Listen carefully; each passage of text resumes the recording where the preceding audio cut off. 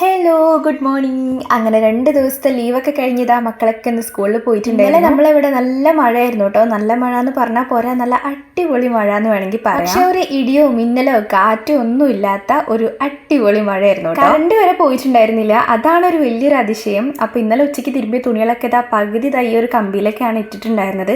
അത് പകുതി നമ്മൾ മേലെ നിന്ന് ഇങ്ങനെ കോൺക്രീറ്റിൻ്റെ ആ ഒരു വെള്ളവും കാര്യങ്ങളൊക്കെ വരുമ്പോൾ അതൊക്കെ പിന്നെയും കോൺക്രീറ്റിൻ്റെ പൊടിയൊക്കെ ആയിട്ടുണ്ട്.